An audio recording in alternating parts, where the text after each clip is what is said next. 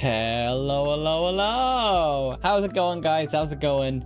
It's your cyber hacker over here, and welcome to the stream. Hope you're all doing well. We're back with another writing stream. The plan is in the title today. We only got through basically 2.5 expansions.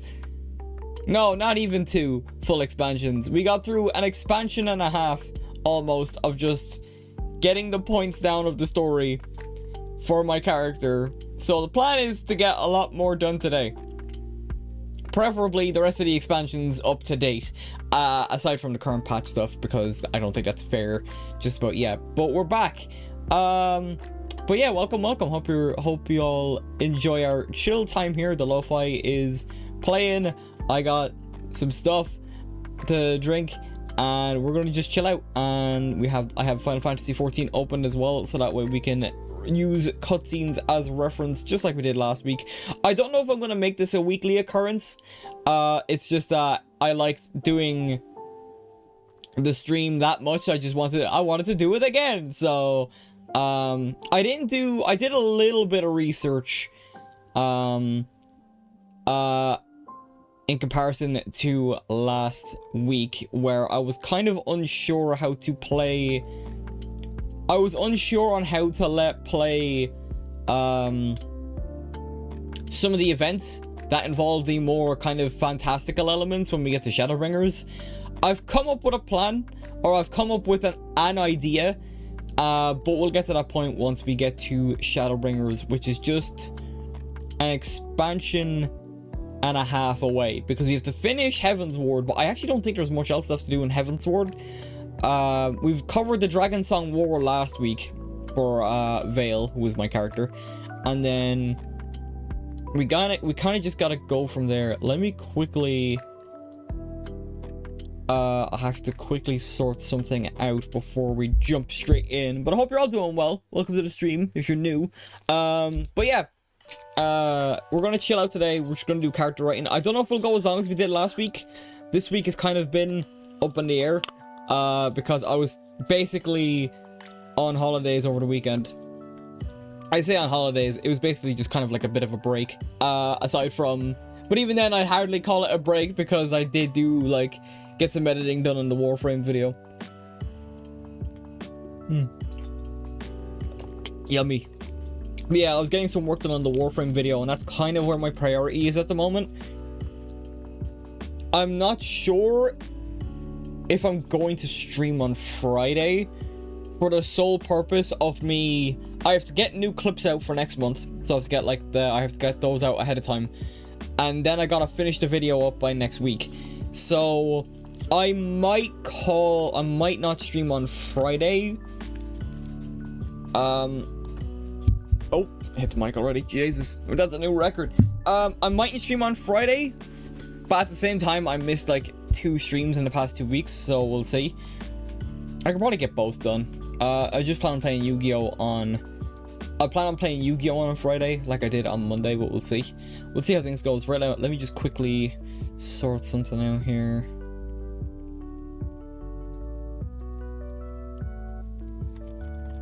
Hang on.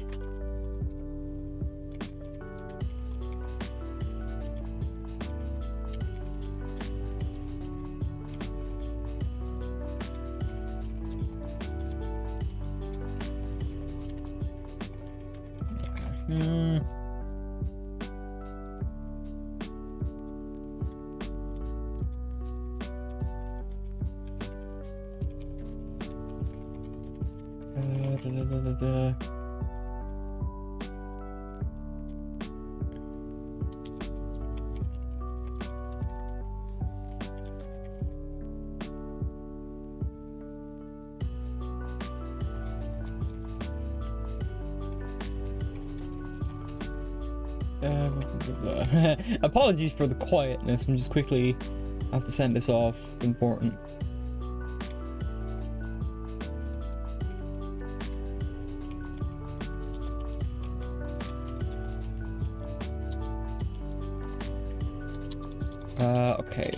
Okay, we're good. Right, that's out of the way.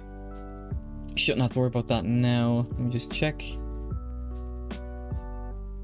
Awesome. Okay, yeah, just something I had to do for IRL stuff, but we're back. Right, okay, let's jump in. I have dock opened, I have the game opened, but we will... Oh, wrong thing. Wrong thing. There's the dock. Okay. So for those that are unfamiliar, we have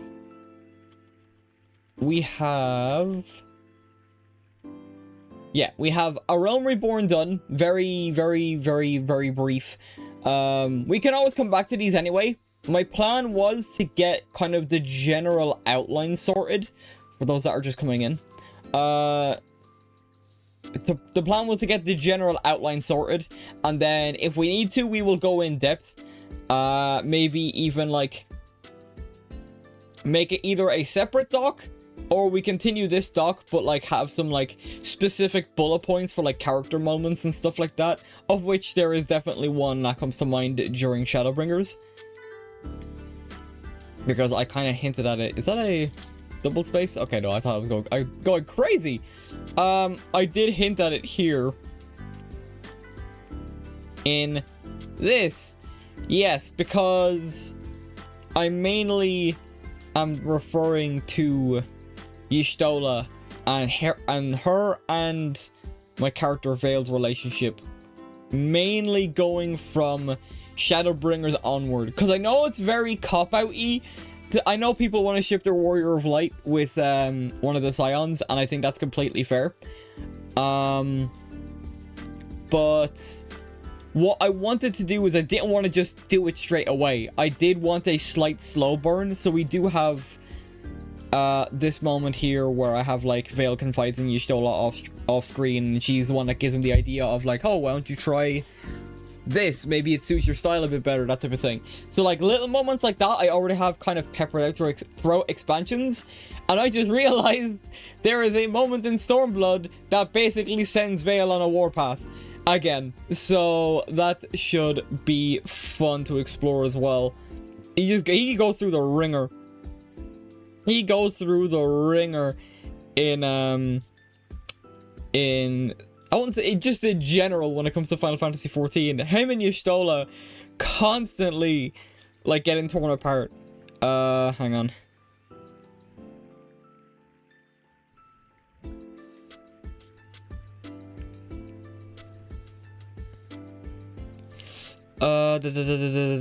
Sorry, streaming. Forgot to send the tweets out. Or not the tweets out, but the stuff out. Streaming. FF14. Character lore.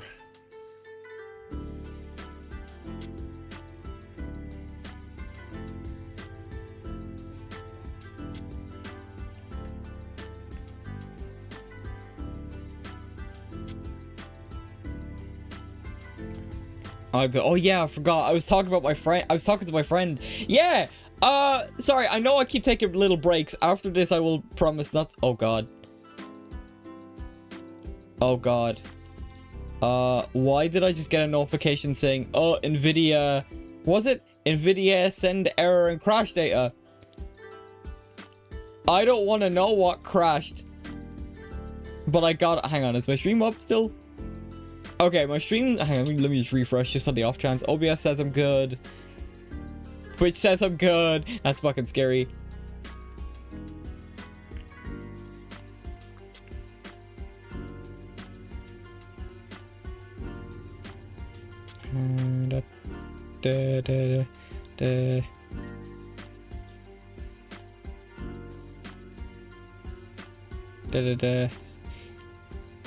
I am gonna go off topic just quickly. Okay, now that's sent on. Right, yeah.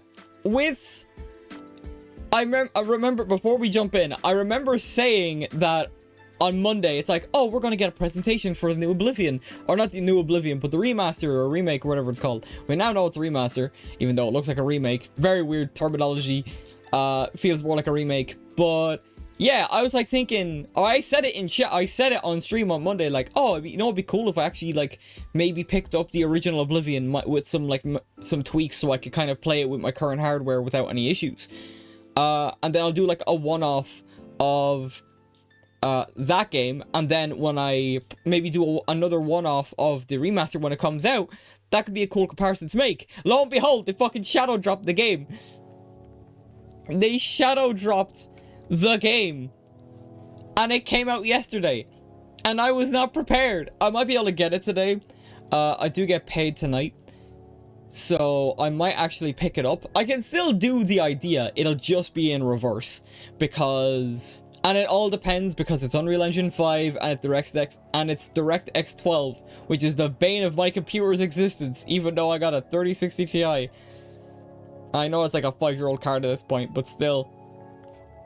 It's so depressing.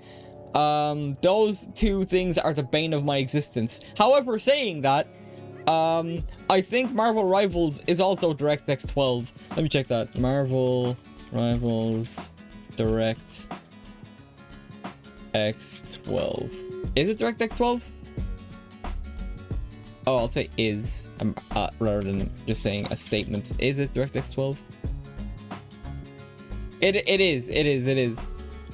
So yeah, DirectX 12 and Unreal Engine 5 are the banes of my existence. I think, funnily enough, I think Dragon Age is Dragon Age Veilguard, because I did play it. I couldn't stream it though, which is the bigger concern. I genuinely could not stream Dragon Age Veilguard. I was able to play it on my own time. Is Dragon Age Veilguard UE5?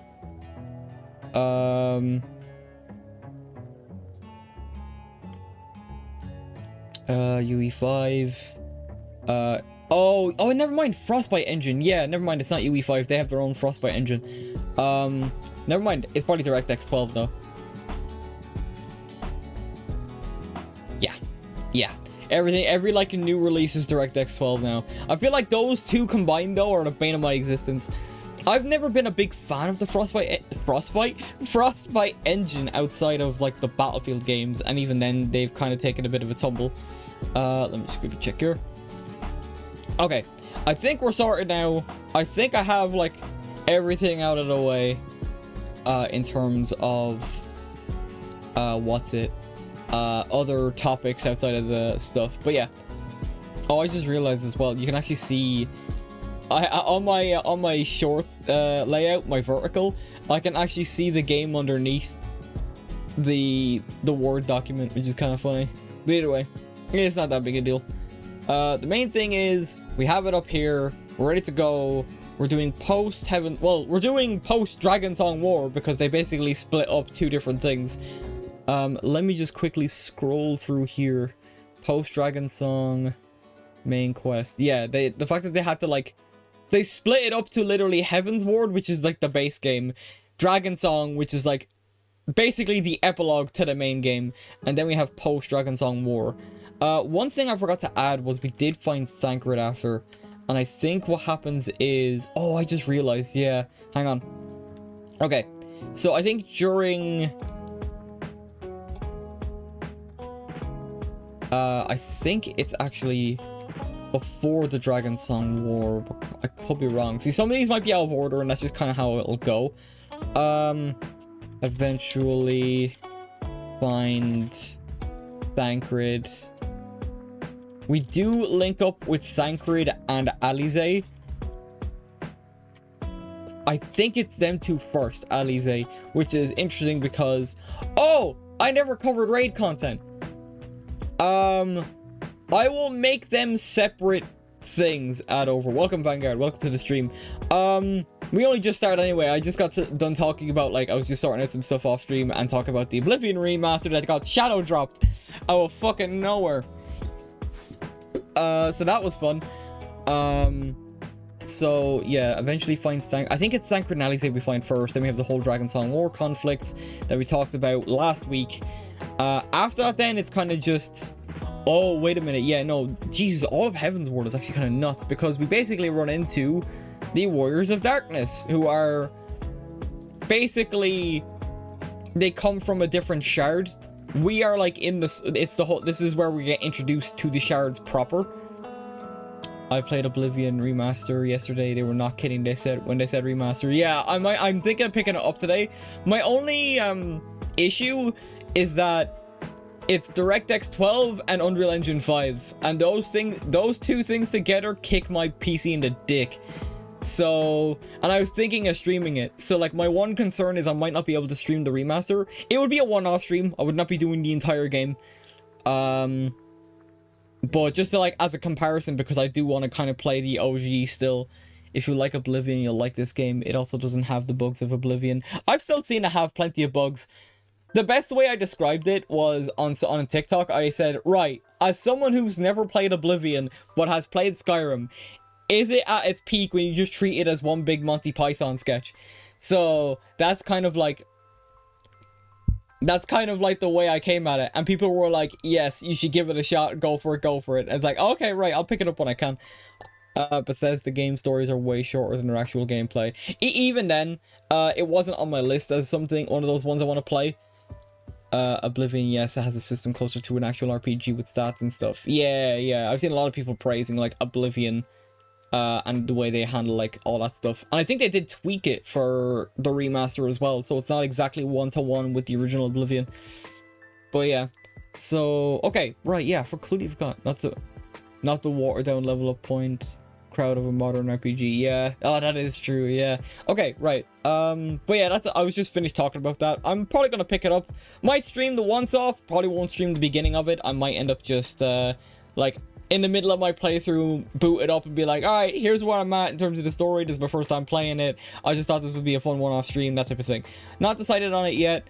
I do want to, but it really just depends on if Oblivion cooperates with my PC and streaming software and all that jazz. Actually, it is the only one-to-one. The only one-to-one thing they changed is some voice actors, not the main ones though. Yeah, I see. They kept the more iconic lines and iconic stuff, which I do appreciate that they like went out of their way to like not try to change because people like resonate with them and stuff like that from like playing it when they're younger. Okay, meeting the warriors of darkness, reuniting with Minfilia and what's it? Yeah, Minfilia and oh crap, I can't remember. Urianger, yeah, Urianger. That's what I was talking about. I want to get that right. I think. And then I'll say rest of Scions follows suit, and Minfilia stays in the first because that's where we'll and then I'll put like followed in Shadowbringers because that is literally directly where that follows up. Okay, they also have that somewhat issue with the original audio quality issues for one of the blades in the opening. Oblivion is the art style of RPG where instead of having a perk tree like Skyrim and every other game you have to level up and put points into your stats. Yeah, hang on now, after getting a quick text.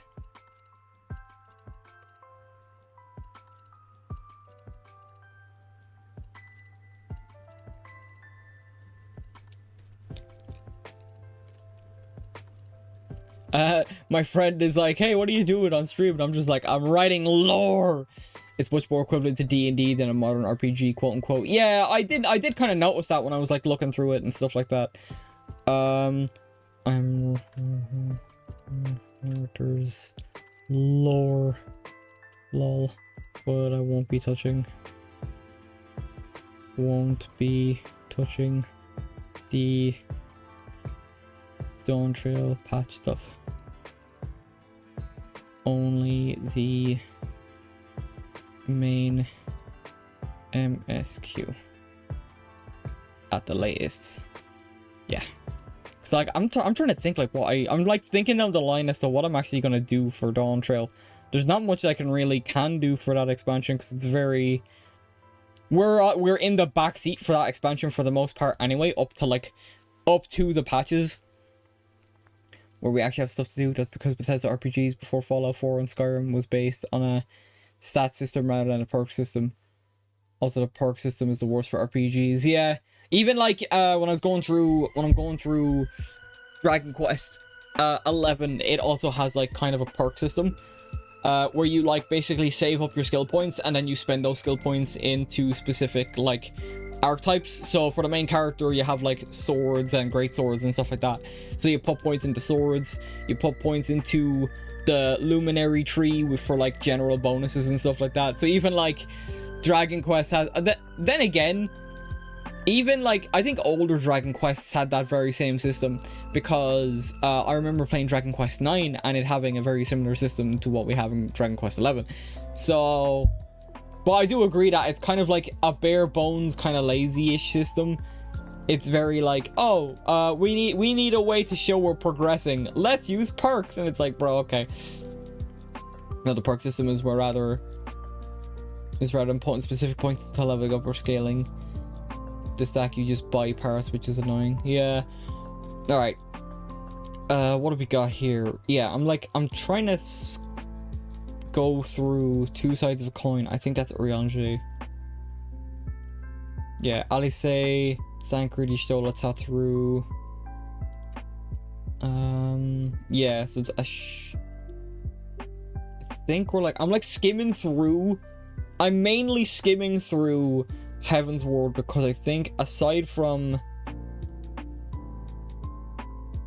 yeah, okay, Oriange, we meet up with him. I'm like looking for when we eventually meet up with Ida and Tataru. Okay, the Griffin stuff is what, yeah.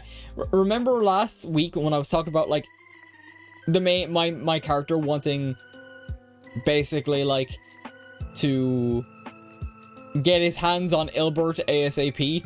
I think we're at that point now. So yeah, we do end up meeting with Ida and Papalimo now because they were investigating what was happening with this figure called the Griffin.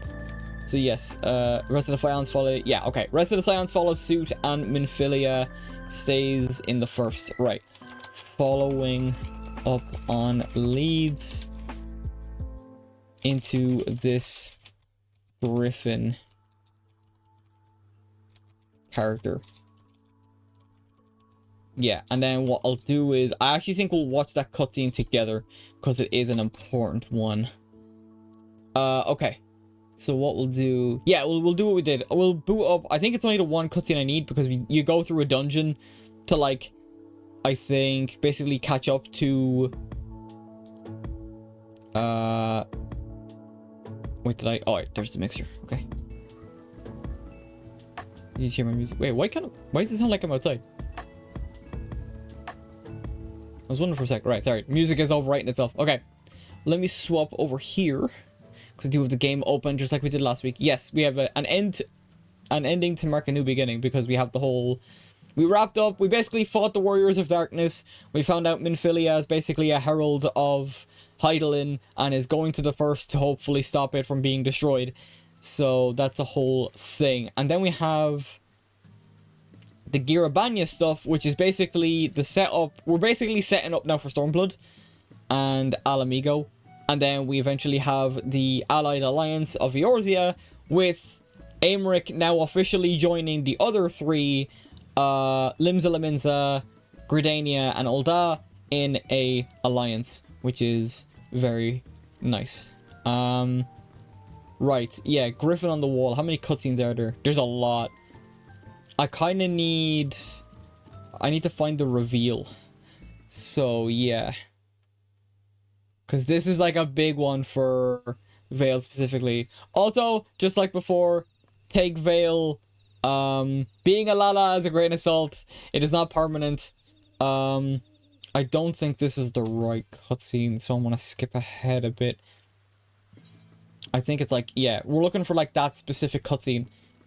I think it could be, I'll try 3. I think it is a voiced cutscene as well. That's why I'm like, don't think it was. Oh, shit. Spoilers. Okay. Okay. Cutscene 2. Alright.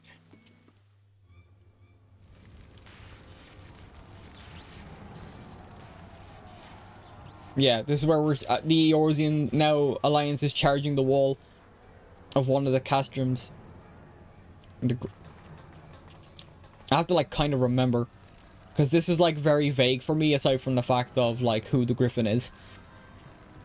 Forward, comrades! The time has come to drive the Empire from Alamigo and force action upon those who have turned their backs to our suffering for so long. Let this victory be the first step in the liberation of our homeland. Yeah, because it's all for like Alamigo and stuff like that, and that's a big conflict that basically sets up a majority of Stormblood. Well, I say a majority, but it's really kind of a third, which is a damn shame. Alamigo will be free no matter the cost.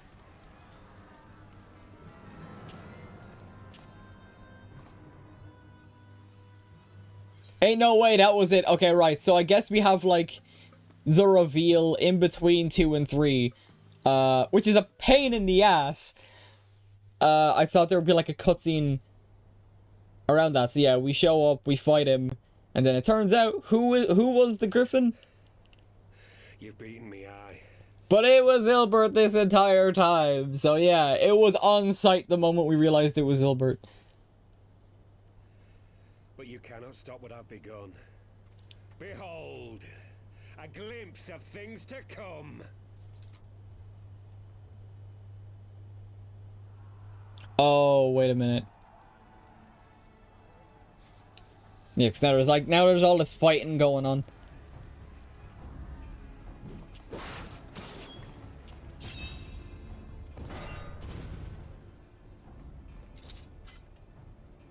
We did it!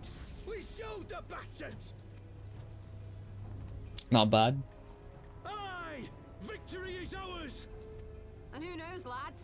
Mayhap the Eorzeans will finally see sense when the enemy turns up on their bloody doorstep. Oh, okay. I think these soldiers are specifically under the Griffin. They like actually like empathize with his cause when we're just here just trying to be like, hey, stop it, because this is not the way to go about it.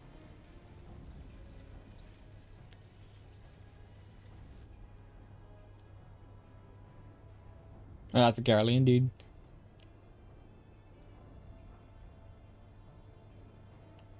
This is for Alamigo. Oh, never mind. For Eorzea. I thought it was a Garlean dude for a sec. They die that others may live. Oh shit. Oh yeah, because it's these dudes from like the Crystal Braves when they just there was other guys alongside Ilbert, but like Ilbert was like the main head.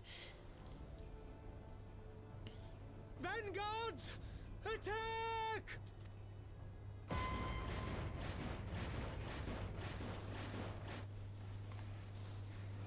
Seven hells. Do you hear that? I'm probably not going to be playing Final Fantasy again. I don't usually have the money, but I will say it's an okay game. Way better because the short dropped Oblivion makes me feel like the developers have been working on the background in the wrong time, then just decided to F it, let's publish it. Yeah, for real. It wasn't just like Oblivion, it was like Virtuos, I think is the name of the company, or the developer that was actually working on it proper. Yep. War machines. How did they get here so quickly? Stand your ground! For the resistance! Yep. This was all part of Ilbert's plan. Get them all, get everyone here fighting the Garleans, and then immediately kill them all, which is insane when you think about it. All this for Alamigo, like why? So much death and destruction. Sacrificing your own countrymen. We're cut off. That or they hired martyrs from the Sky Oblivion team and just dumped their assets into a full-on remaster. Yep. Look at that. That's gruesome, dude. They fully thought they were winning. Only for them to basically be betrayed without realizing it. What's up with Final Fantasy villains not being subtle at all? True! True! It's even less... That continues on into the rest of the game. Gods help us. What were we thinking? The Empire's too big. Too The whole thing, I think, was staged. Most villains are like absolutely subtle, you know, they're the main villain. You know, to their extent of their villainy. Yeah. There's always like a sign that tells us that we're in the know of who the villain is or what's going on. But, yeah. Especially if it's revealed that a lot of villain plots. Mighty Rolker. Grant us. There was subtle to be unnoticed degree and started the main villain. Yeah. And then when you finally confront him, he's just gone and done his job and left. Wait, is that the end of the cutscene, or is there more? God, that's really the end of the cutscene? Jesus, okay, next one. I mean, we did need that first one for context. Because we just witnessed everything. I think we just witnessed everything that went down. As you can see, our infiltrators did not elude me for long. Lady Ugiri is sending for an airship even as we speak. Oh, this is... What do we do? This is a massacre! How wonderful to see you, Commander. He still got that smug look on his face. Illbird, I should have known.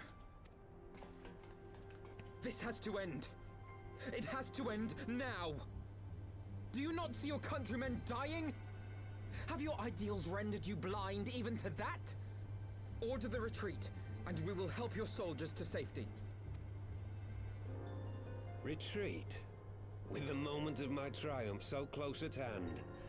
You truly are a sheltered child, Leveilleur. Yeah.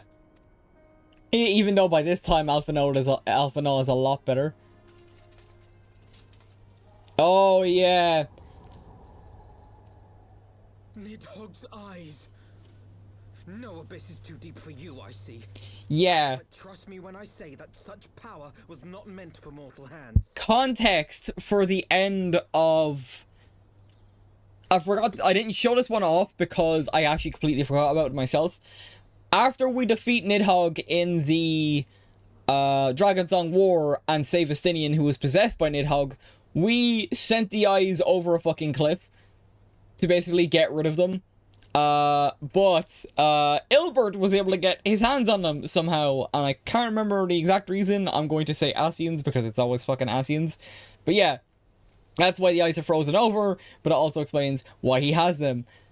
Doesn't stay behind to take on the heat, you know, a smart feeling, he enjoys doing bad things, but he's not going to pretend he's some egomaniacal maniacal speech making bastard. Looks like he just went fish trolling for them. Yeah. But that's why they're frozen over. How long have I struggled to reach this point? My countrymen, so inured to the taste of defeat, they no longer balk at its bitterness, shouting my throat raw with rallying cries, only to be greeted with dull eyes and blank faces. Yeah. Ilbert he's not like, he is a villain. He is a villain. Because he but he's one of those, he's, you know, empathetic villain, you know, we see him like a dime a dozen nowadays. But, like, all he ever wanted was just the Garleans to be fought from Alamigo. But Eorzea did nothing, so he took it into his own hands. And now has gone to the most drastic measures possible, including killing his own countrymen. Were it not for the glint of Lodorito's coin, I doubt even those here now would have answered my call. Take back our homeland! Free Alamigo! Ha! They'll happily mouth the words, but they won't spill the blood. You say no mortal should wield these eyes, then I shall gladly become a demon. I will suckle on the souls of the hopeless and liberate the homeland they no longer deserve. What exactly do you mean to do? Like, that's genuinely nuts. Did you hear their cries as victory was snatched away from them? Even with their dying breaths, they cursed the Empire. Never has their desire for vengeance been so raw, so true. A god has no need of faith when summoned by so pure a purpose. Summoned? Yeah. You cannot mean to fight the Empire with a primal. You know full well the danger, the futility of relying on such power. Oh yes, I know their limitations.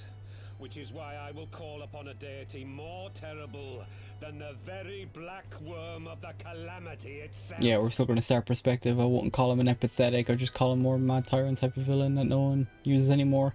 Madman with power using it for delusions that no one else dared to question him on.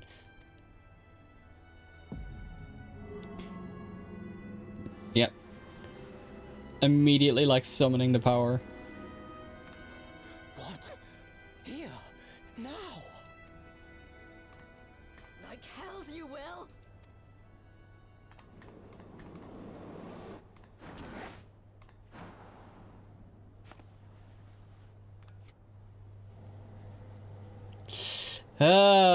Yeah, I remember this now.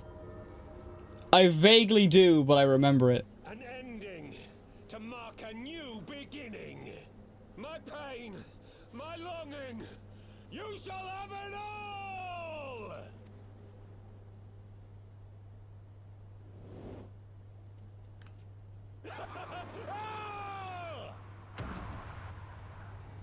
Yeah.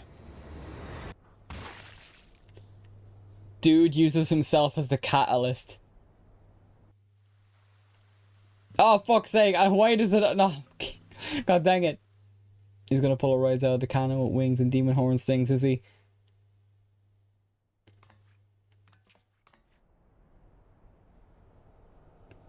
No, he's dead. However... the summoning of, primals requires a great amount of ether. And what are the people of this planet made of? Plenty and plenty and plenty of ether.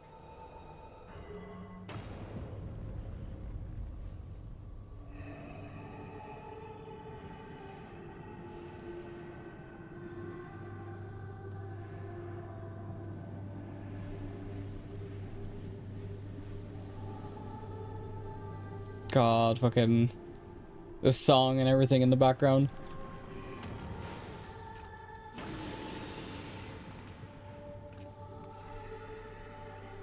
He said he wanted to summon something just as strong, if not more terrifying than Bahamut. This light, is it? Which caused the calamity 5 years ago, I think, prior to the events of this game. His death completed the ritual. The primal is taking shape. Well, can't we stop it? There must be something we can do. He was so willing to, like, destroy the Garleans and get them out of Alamigo that he was willing to not only kill his own countrymen, but kill himself as well.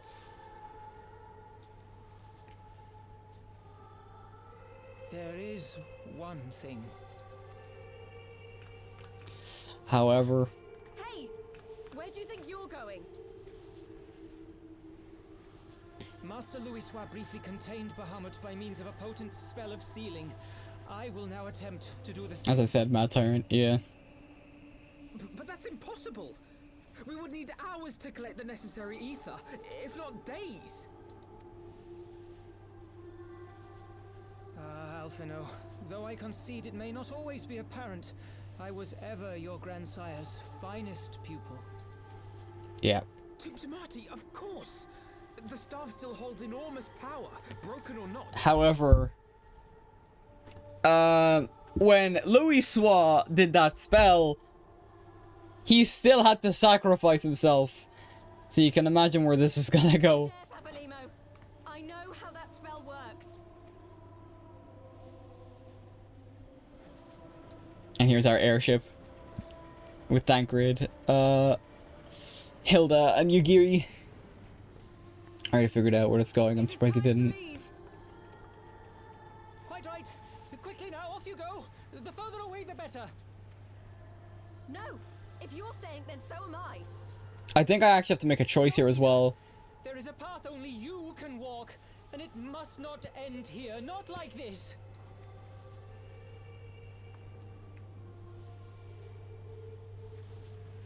Take her. Please, you have to take her. Yeah, and Tancred realizes. Man, Papalimo is like one of those ones that rarely ever gets talked about.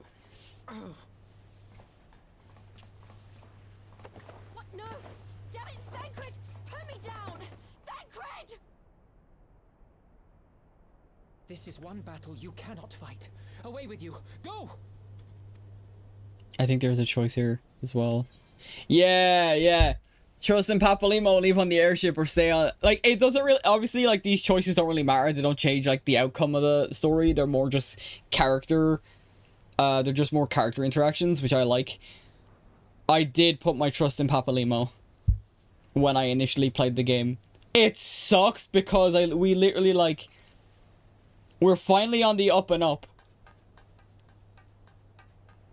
Like, we got the Scions back and all that, and Ilbert was far in Vale's mind, or far back in Vale's mind at this point. Hilda, I think he means now. And now Papalimo has to sacrifice himself for one of Ilbert's actions again. However, it's not about Vale this time around. Because Ida takes this so much harder because Papalimo was basically... I bid thee farewell again, my dear Ida. Yep. Because, like, he was basically her mentor and, like, probably her closest friend as well. So, like, it's... Vale's not thinking about himself when he's going to try and be there to comfort his friend. Or, yeah, I said his friend. I'm confusing myself now because I'm a fucking Lalafell.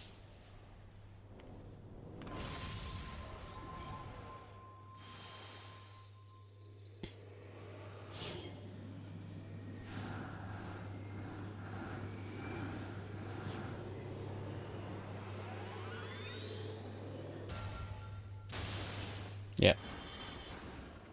Lock them up ASAP. Personally, I would have just said, let it be summoned. I want to punch some god in the face. Yeah. Even has the same reaction and smile that Louisoix did.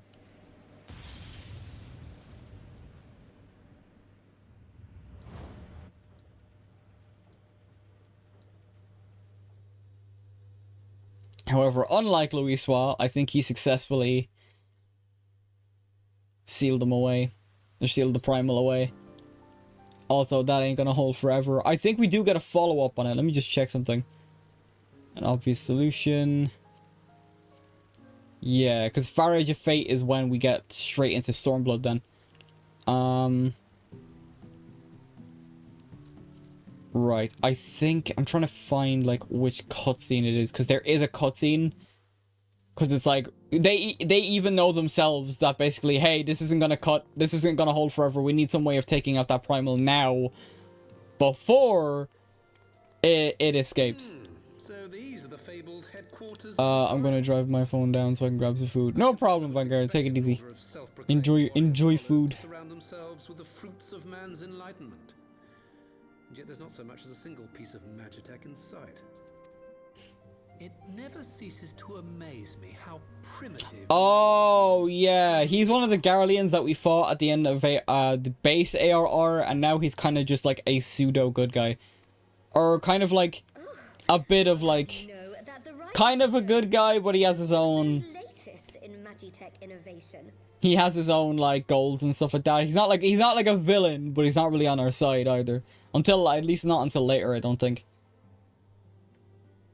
Wedge calls it the Mark 14 Thermocoil Boil Master, and it's the finest kettle I've ever had the pleasure to own.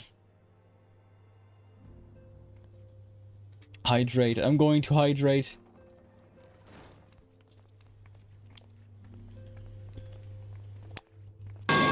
Nah, of course. We are returned. Well, Ida and I, at least. Ishtola and the others remain behind to continue their assessment of the binding magic. There didn't seem much point staying just for that, so I decided to come back without finishing. Okay, right, so they're just checking the seal to make sure it's still holding up. We shouldn't waste it.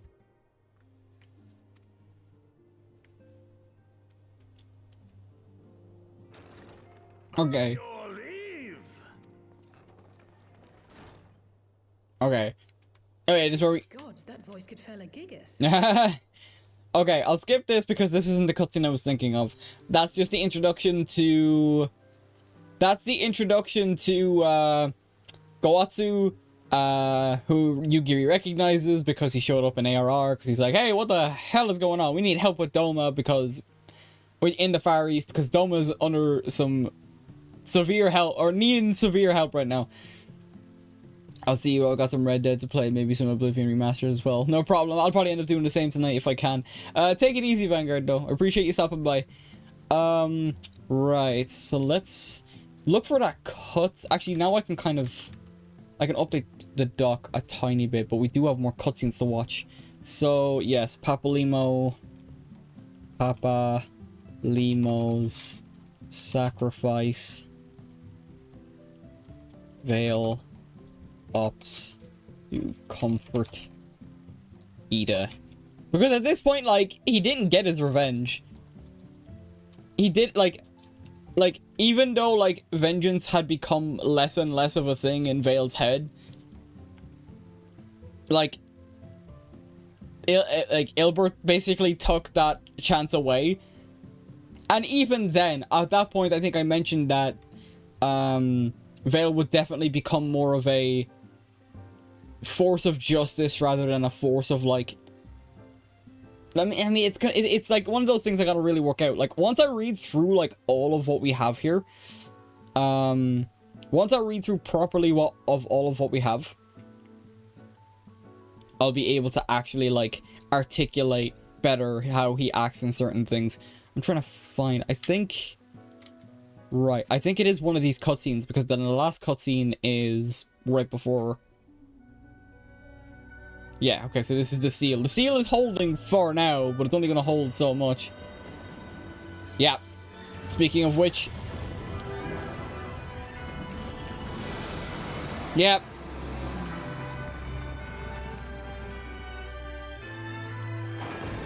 Okay, I managed to pick it. Basically, we found elegant technology, which it releases Omega, which is meant to be like a counter-primal thing.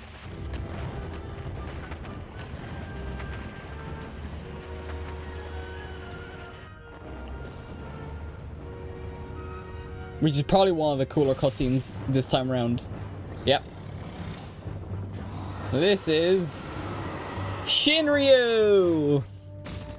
Shinryu was summoned via Ilbert's sacrifice and the absolute slaughter of all those people. So yeah, we got a whole fight scene between Shinryu and Omega. And we are very much on the sidelines. These are basically two primal level entities. Two possibly world-destroying entities fighting. Like, look at that.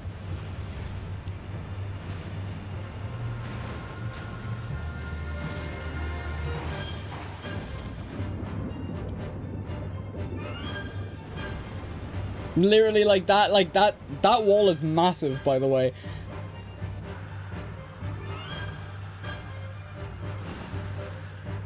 Yeah, we're not done. Omega's not done yet.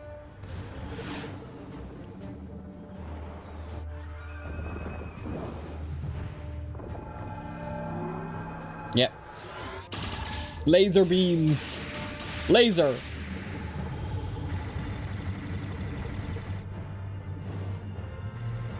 Yeah, this was on the I remember in this now that we're watching it. It's so fun. Just like I think up to this point we rarely ever had like primal v primal type fights up to this point. So like this is like the first time we ever get something like this, and it's cool as shit.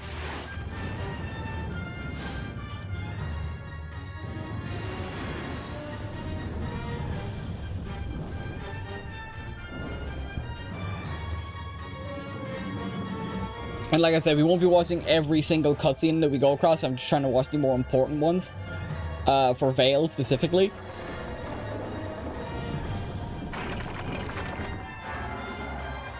Big ol' beam!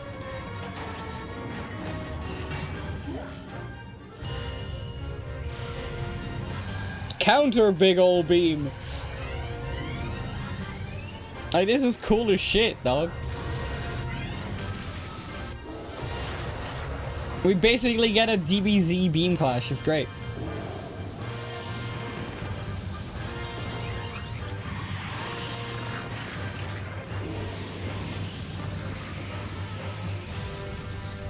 Yep. Yep. I was gonna say, do we see the aftermath or not? Yeah, well, there's that aftermath, but not the one I was thinking of. You're gonna feel that regardless of where you are.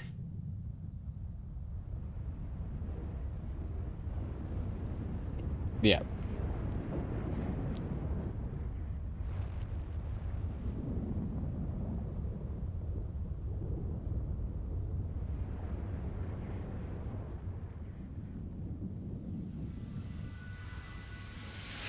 Yep, there we go. Yeah. So the two basically, that should be the end of that cutscene then. Yeah. So the two basically crash land. And then pretty much Omega becomes the raid story. And then Shinryu, by this point in time, is just nowhere to be found. Because I think it's stated that the Primal isn't gone. Like, we've taken out, or I say we've taken out, but technically Vale wasn't part of those. Vale wasn't part of those, Primal fights because of not being a warrior of light. Oh. I'm still, like, working out the kinks on that. Oh, shit. There we go. I have to reload that. Okay, awesome. Right, yes, we have the fight between Shinryu and Omega, which leads directly into that. And then we get the reveal that Ida wasn't Ida, but Ida was someone who protected... Basically, we get the Lise reveal, who was basically... Lise adopted Ida's... not personality, but basically... name, and, like, covered her face, because, like, Ida was who protected her because she died and stuff like that as well. So it's a whole thing. And then we get... Stormblood. Stormblood feels like a very quick and easy job. It feels like it should be a very quick and easy job in terms of like Vale's character. Because we mainly just help out when we can. So we're at Alamigo. We have a whole... Oh, wait a minute. Yeah, we need a... Bit of reality, Lisa Castor Marines. Yeah, no, there's a specific cutscene I want to show off because it involves Y'shtola, which drives us going forward. Where men goes one. In Crimson It Began, I think, is the cutscene. Okay, right. Let me... Okay, yeah, I don't think there's much else outside of... I mean, at least for Vale. So, that's fine. Okay, cool. Right, Stormblood! We can actually, like, get into Stormblood now. Okay. So, we have... Right, so, Vale ops to help the war effort, because we're now, I think Eorzea is, like, fully at war with the Garlean Empire now at this point. It was, like, the Garleans initiated it in ARR, but I think at this point we're, like, the Eorzean Alliance is involved fully now. It was kind of just at the moment when it came to the Garleans the first time, it was just... Hey, the Eorzean Alliance will help, but also it was a point of, hey, we're not strong enough, we're not at full strength unless Ishgard decides to join us, which was like a major part of post Heaven's Ward. Instead of Heaven's Ward, I'm gonna post Heaven's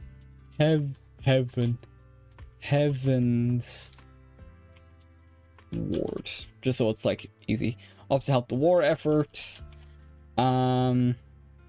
with taking back Alamigo. Right, and then we have the whole In Crimson It Began, because that is a big moment once again for Vale. Let me swap over here. And we hopefully can watch the cutscene. It's basically when we meet the big bad of the expansion. I just gotta find the right cutscene. Because I don't think we were actually present. I actually think we were helping...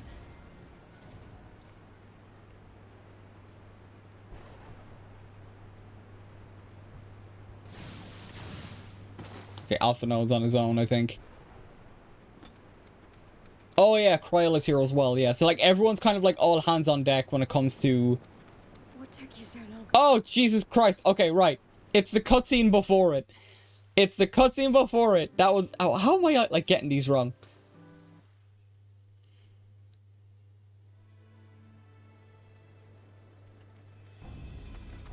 I can't remember if our character was... present or not during when Ishtola got heavily injured, as you saw there. She got back from the fucking live stream only to get taken out of commission again. I'm just like, bro. Cryle.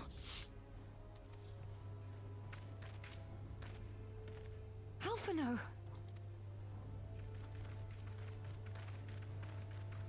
We saw the smoke and thought we heard explosions. Are we under attack? The Imperials were all over us before we realized what was happening. No one knew where to run or what to do. Yeah, they immediately... Ralger's Reach is where we currently were, is what we were called at, and they immediately just went in, I think. Rallied the guards and bought us enough time to get some of the wounded to safety, but I haven't seen either of them since. Confound it! If we lose the Reach, this will all have been for naught.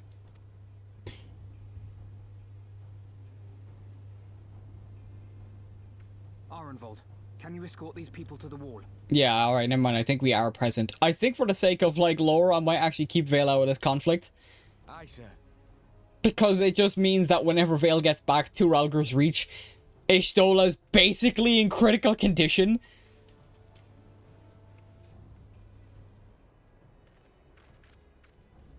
Our place is at the Reach. We must offer such aid and succor as we are able. Saving lives is now our paramount concern. Yeah, okay, so our character was there, but I think... We may yet turn the tide. I think what I might do... We'll watch the rest of the cutscene anyway first, before we decide on anything. Wait, we'll let it all play out. I'll join you. I've done all I can for these people, and you'll be crying out for a healer in there.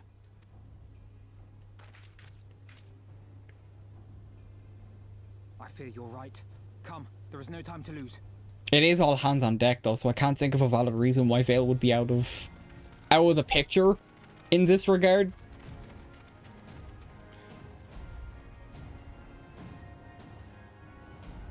There's no way, like, there's no cutscene between this and Ishtola getting injured. That would be so stupid. There's no way! That is a cutscene. I might have to look it up on YouTube, I guess. Thanks, game.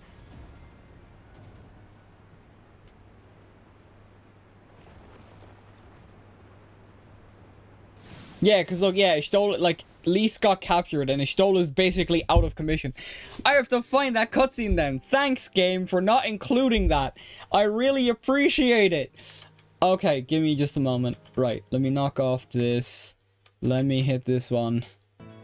And then I do have to pull this out. Right. Final Fantasy XIV. Xenos versus Y'shtola. Because that is a cutscene. Why is it not Japanese dub? No. That's a patch quest.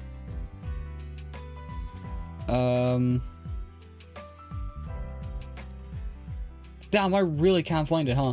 That is weird.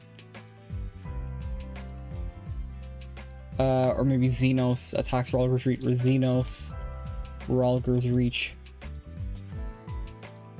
There's no way that cutscene is just not there. Yeah, Xenos' first encounter. Okay, there's like a 40-something minute video. So... Right, hang on. Let me swap the reacts. Swap the window over to this one. Okay, awesome. Right, we should be able to find it. Oh, I forgot to pause this. Okay, that is apparently going. I need to find that specific cutscene. Just so, like, people are aware. Oh, don't tell me the internet's gonna start buffering. I'm gonna fight. Who am I gonna fight? Oh, God dang it. Hang on, let me just back out and try and reload it. I don't know why it's doing that. Oh, it was age restricted for some reason.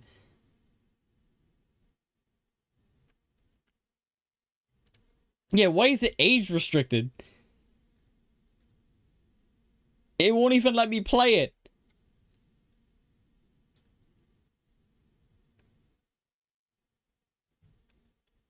Okay, hang on. Let's try this again. Xenos attacks Rogger's Reach. God, that quality is dog shit. Okay, I think 720p is going to be the unfortunate. It's unfortunately going to be the... Forward! Forward! Give them no quarter!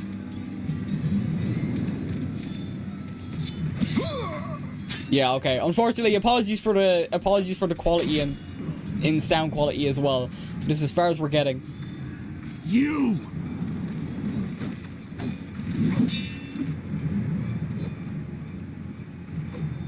I'm surprised they don't have this cutscene in game.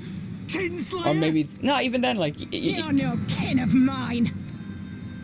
Yeah, Fordola is an Alamegan citizen, but for some reason she's joined the Garleans, which is a whole other thing. We won't be getting deep into that.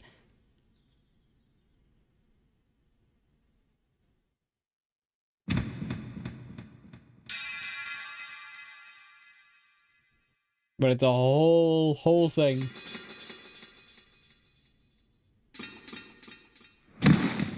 Meffred! Oh. Hell take you!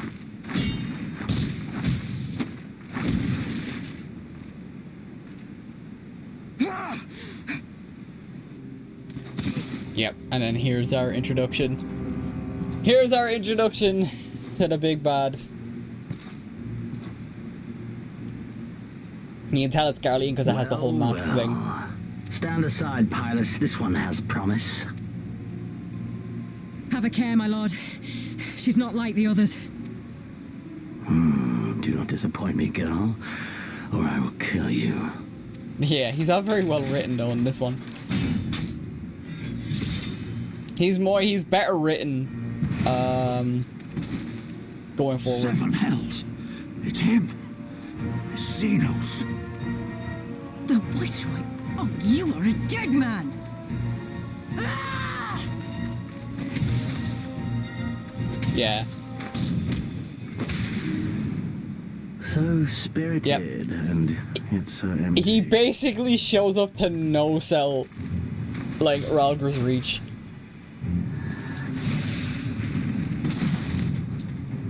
Naturally, at least not being at her strongest yet until, like, the end of the expansion.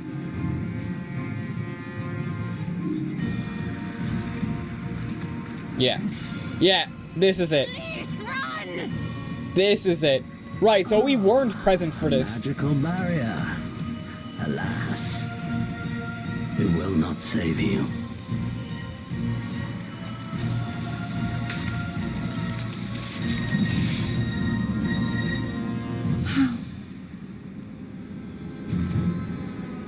Your shoulder!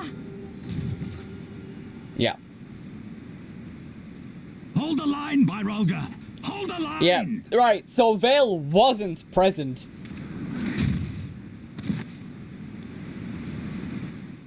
Right, I think that's it then, because then the next cutscene is when we run into Kryl and stuff. Yeah. Okay, right. We're back to normal now. So let's swap back to the dock, and then I can knock this off. That's mad that cutscene isn't even in. The fact that cutscene isn't even in the game to like rewatch is actually kind of nutty. But yeah, no, okay, right. We weren't present for that. But yeah, we have a new vengeance target.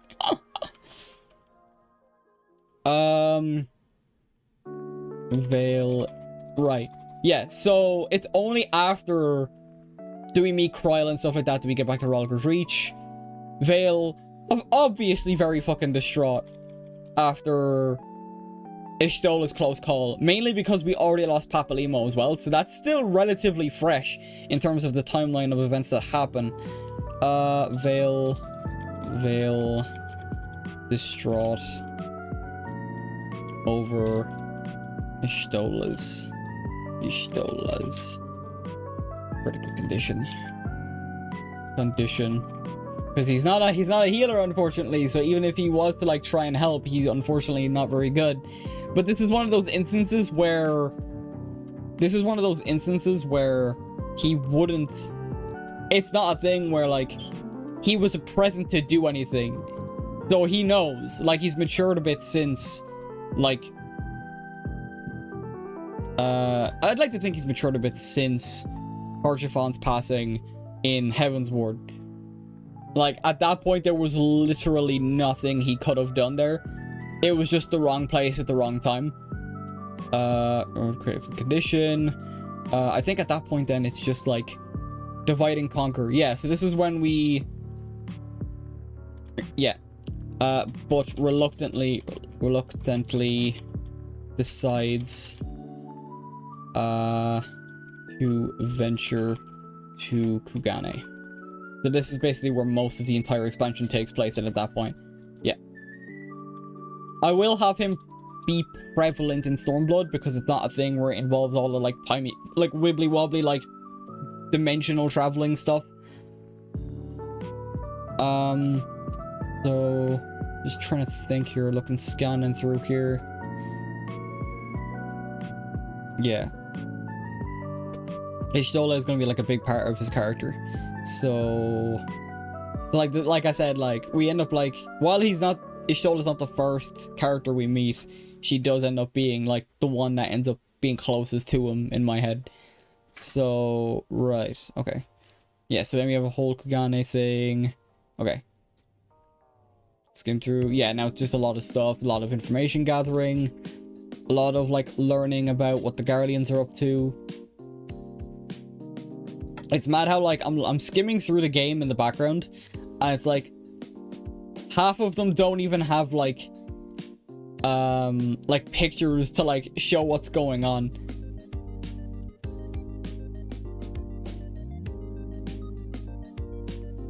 Yeah, then we learn about we learn about Lord Hien, and then like him trying to unite everyone to help Doma. Right, so lots, I'll just put this in like lots and lots of info gathering,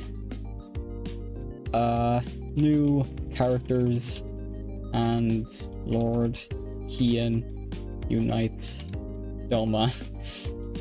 The reason I'm making that a whole thing is because that's a majority of Stormblood. Oh, excuse me. Okay. Yeah, because then we have this whole thing, like the children of the Izim Step and stuff like that. There's two different... Yeah, there's two different... Well, actually, there's multiple different clans, not just the two. There's two big ones. And then we have the whole...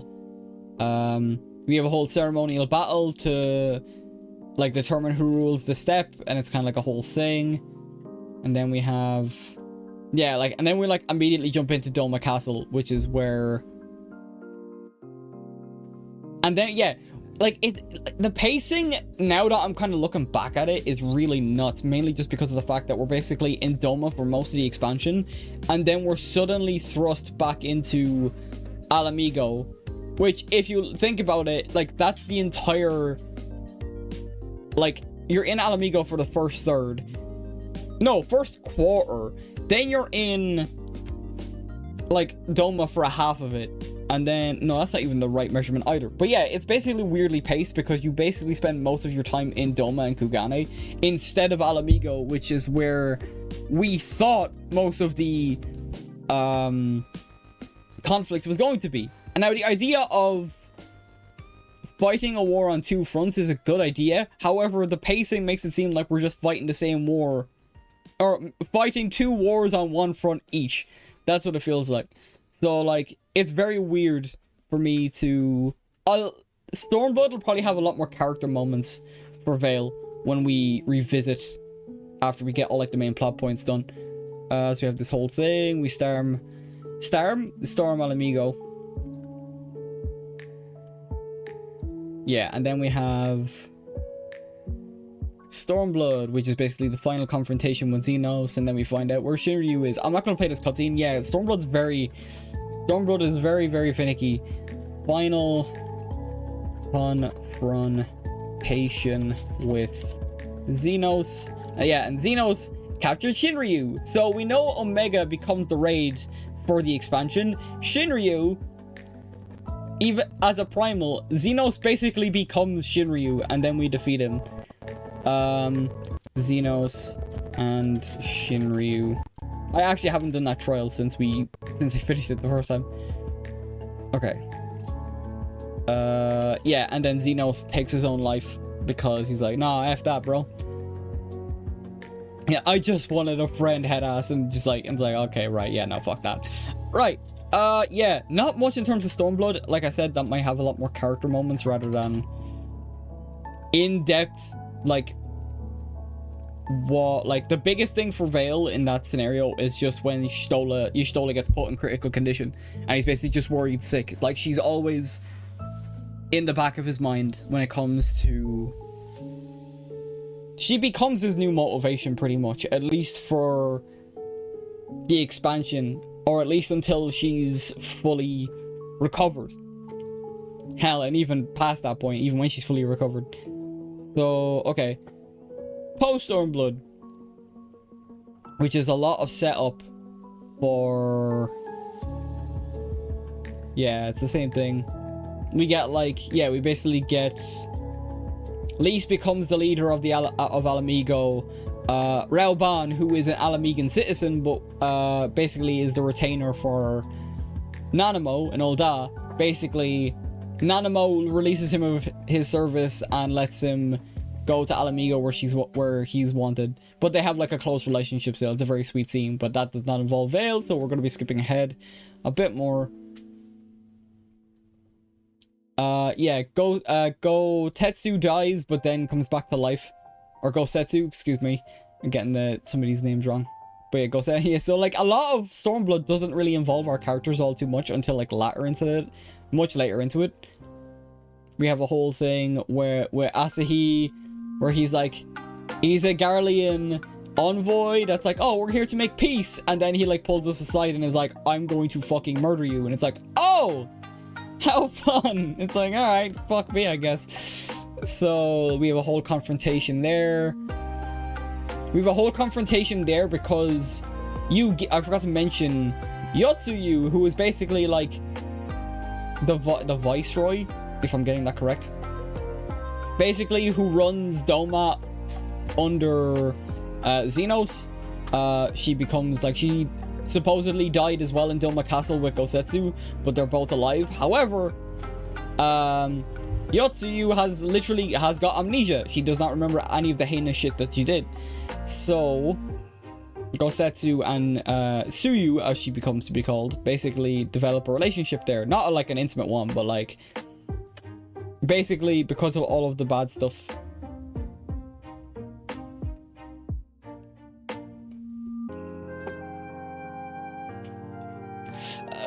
Hang on, I'll be right back.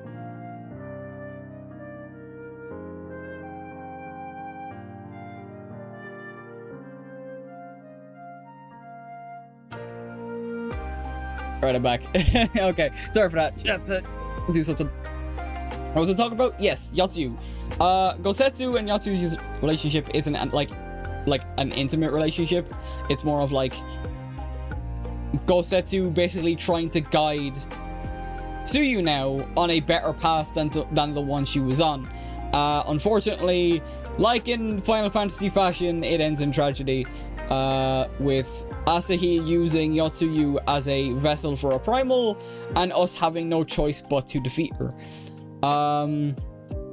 I will say, I think we would be present for that Tsukuyomi primal fight, because she doesn't attempt to temper people. So, post-Storm, that's mad how that's like the first thing that's come up post-Stormblood. Vale is present for Yotsuyu Tsukuyomi fight, as no tempering is involved.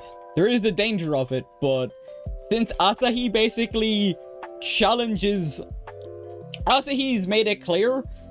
Oh yeah, because Asahi is basically like, Xenos' #1 fan. So that's why he's targeting us specifically. He wants us dead because of what he thinks we did to Xenos.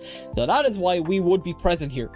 In terms of consistency and stuff like that. So while there's no risk of tempering, we have no choice but to be present there. Now, like I said, we can always make some tweaks and stuff like that as well when we go in more depth. But at the moment, yes, we would be present for that fight. And funnily enough, I think the only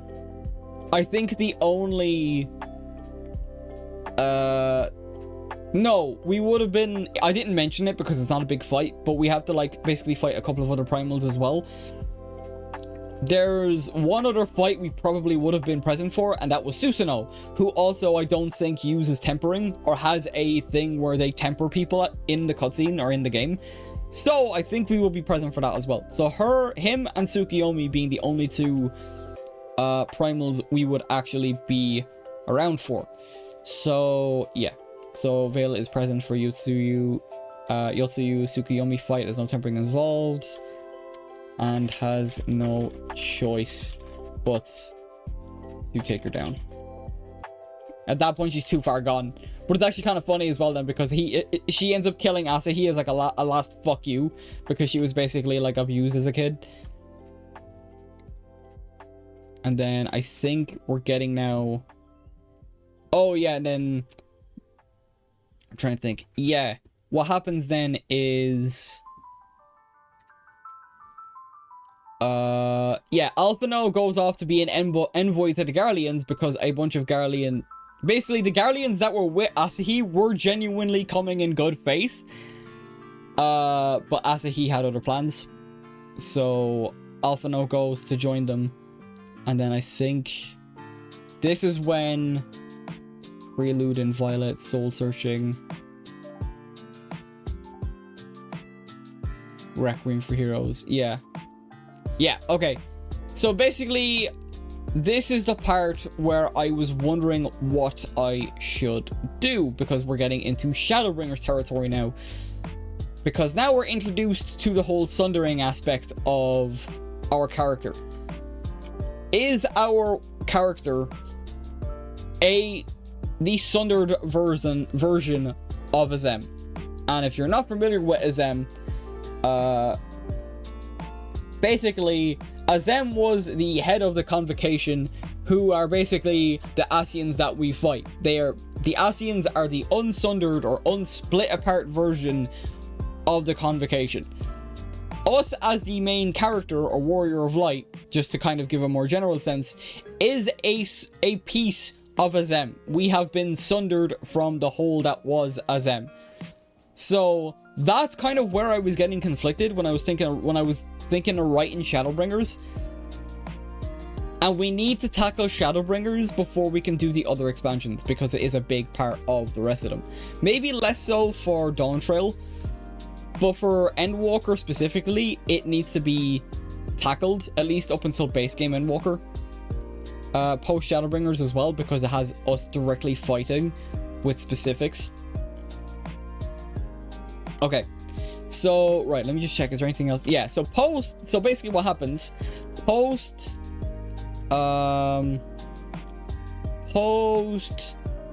Stormblood pre-Shadowbringers is when all of our friends, all of the Scions, basically get summoned to the first. However, they basically end up collapsing and leave their bodies behind to basically wither away, and we'll learn more once we get into Shadowbringers. But yeah, all of the Scions, I think bar Kryl, yeah, Scions, oh shit, because including Alphino as well, because even though he's away, the spell that was used to bring the rest of the Scions to the first revolved around the connection to us as the main character. All of the Scions minus Kryl are summoned to the first.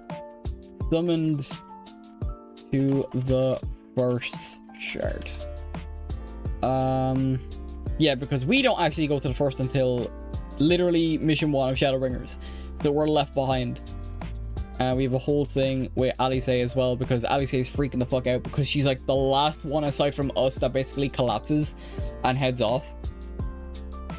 Okay. But then we also have another thing of... Oh, yeah, wait, no, I don't think Xenos being led by a man who appears to be Lord Xenos. Oh, no, because I remember, if I remember correctly, yeah,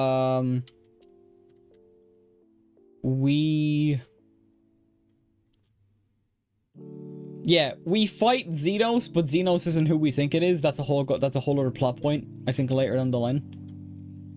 Oh, I think it's Elidibus, who is, like, currently, like, the main Scion not main Scion baddie, main Ascian baddie, taking over the body of Xenos, or taking the appearance of Xenos and then going in and fucking stuff up. Okay. We do fight that version of Xenos. We fight Xenos. Because we have no choice but to fight. With the Scions gone, we're literally, like, one of the last lines of defense with, like, the Domans and stuff like that. We fight Xenos. Book collapse. Midway through the fight. Yeah. We end up collapsing midway through the fight because, like the Scions, everyone was basically getting summoned to the first one by one, but everyone was getting, like, headaches and shit. We were all getting, like, our brains getting basically turned to jelly. Fight and are saved by Estinian. Yeah, Estinian gets us out of there, thankfully. Estinian. And our Estinian. No, saved by Estinian. Yeah. So, after we saved him in... One thing I like about Stormblood is that after we saved him in Heaven's Ward, he basically became a wanderer and was doing just stuff to generally mess up the Garlean's day, while also not being, like, directly involved in the well, he's directly involved, but not in, like, the same way we are, where we're, like, taking him on head first, up until, like, later. Yeah, saved by Estinian. Right, and then resolves. This one's like, yeah, I feel like Stormblood is just a weird one. Resolves to find our friends and bring them back. Okay, yeah, I'm like thinking, I don't think there's anything else really. Yeah, because the last cutscene really is the... Hang on, I'm just gonna quickly check here before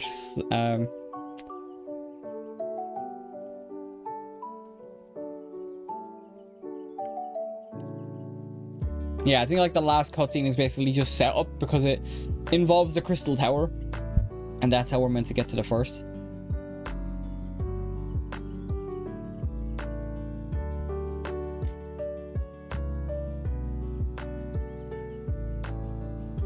Yeah, the Crystal Tower is, like, a big deal. Right.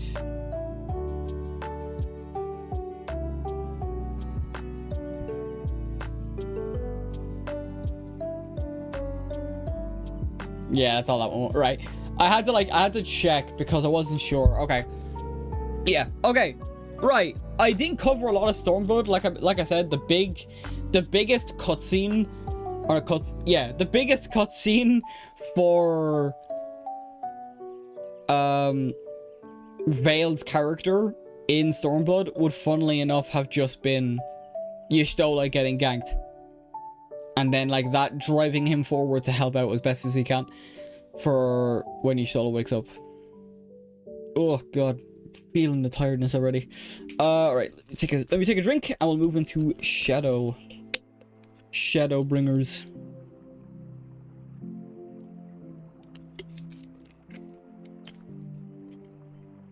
Because then what happened... And even then... Yes, like, that's the thing. Like, Shadowbringers is gonna be complicated as shit. I genuinely want to ask how people, like, do their lore, if they're trying to keep it in consistency with like the story. I feel like it's, like, slightly easier to make it like an entire story because you just gotta pay attention to, like, the world, the events that happen in the world. and like take yourself out of the main story and like just put your character in the world. Like, that's what I'm thinking of. Okay, right. Did I hop onto Shadowbringers? No, I did not, but now I will. Now I shall. Okay. Yeah, so Shadowbringers, the beginning is very... We get sent to the first, or we finally get yanked to the first. We get the whole explanation of why the hell the Scions went first, and it was basically just akin to... I was trying to get you. I was trying to grab you as the main character, Warrior of Light. I'll just say Warrior of Light for the sake of ease. Because we are following the story, even though my character's not meant to be a Warrior of Light type of deal. Yeah, he was like, I was trying to get you, but the closest I could get was your friends. And so I didn't mean to take your friends out of your world, but I had no choice. The spell was just kind of chaotic. And then we get introduced to the land of the first, which is the land where the Warriors of Darkness come from. That showed up in Heaven's Ward, where Minfilia went back, basically, to give a brief summary of the Warriors of Darkness that we encountered in Heaven's Ward. They were brought to the Source, which is where our main world is, by the Ascians to try and take us out, so that way they could save their own world. Because what happened was they fought for light, and it turned out the light turned out to be a bad thing. Or what happened was, specifically, the balance had shifted. With the balance shifting in favor of the light began to basically absorb everything. And now there's like a fraction of the shard left, in terms of like how big it used to be. So that's why the Ascians were like, oh, we can help you, even though they obviously have their own ambitions and stuff like that. But the Warriors of Light weren't people that were genuinely evil. They just wanted to try and save their world one last time. So once we get to Shadowbringers and the first for ourselves, all of the Warriors of Light, bar Ardbert, are dead, pretty much. They sacrificed themselves to hold back the Flood of Light, as it was called. The Ardbert, who's basically like the main the us of that world, was told to stay behind by Minfilia, saying that, oh, you have another purpose. So for years and years and years and years and years, Ardbert was basically left alone to wander, not knowing what his purpose is, which will come back to us at some stage. So that is why the Warriors of Darkness were in our world when they showed up. And then we have a whole Oracle of Light thing. We basically have like a Minfilia of the first, and then we like start to dude, we're getting the band back together, right? Get the band band back together. So basically we go get the Scions first. Introduction of Emmett Selk, who basically is going to be our quote-unquote guide for Shadowbringers, and we do not trust this dude because he's an Ascian. So he thinks, basically, I think before we get most of the squad back. No, damn it, I can't remember. I'm misremembering. Let me check. I think it was like a 71. Yes, okay. We get, I think, Alize and Alphino back. And then we're introduced to the Light Wardens. Hang on, let me just quickly skim ahead. I'm not going to swap over just yet. Okay, that's not it. Okay, that's well before. That's like darkness has returned to the first, or at least in that place of the first, because they are basically shrouded in an eternal daytime. They do not have a nighttime in the first up until we show up. Okay, so it's only Alphino and Alize we encounter first. So I'll put getting the band back together as just a general, like, yeah, we're gonna go look for the Scions. Emmett Selk. We actually don't, I don't think we meet Emmett Selk until after. So I'll actually swap these around for the time being. So Emmett Selk, right? So Light Wardens. See, I don't know how. See, that's the thing. This is what makes Shadowbringers so hard to write around. The reason in-game our Warrior of Light can absorb the light from the Light Wardens and return darkness to the way it was is because of our Blessing of Light. So how the fuck are we doing any of Shadowbringers when that's the main plot? Unless the Scions themselves find a way without us, like, and we're stuck in, like, unless we write it to where, hey, we're stuck in the source while our Scion friends are basically helping the first but also trying to find a way back. But then that, like, completely stops, like, one of the bigger moments for for Vale and Y'shtola's relationship, because they both have to be present in the first. So, like, this is what I was saying was gonna be tough in terms of... This is what I was saying was going to be tough when writing Shadowbringer specifically. So, I might actually have to come back to... I might actually have to come back to Shadowbringers and Endwalker at that point, because the both of them are intrinsically linked. The Blessing of Light is so intrinsically linked to both of those stories. It's actually kind of nuts. Okay. Let me just knock that one off. Right, we can do Dawn... You know what? We're gonna do Dawn Trail. We're gonna do Dawn Trail because we basically take a back seat for most of it. Right, so Vale opts to help Wukalamat in the trial of the Dawn Servant. Like I said, we basically take a massive backseat up until the... Like, that's the thing. Like, this is complicated. This is so complicated. I need to ask people around the community about, like,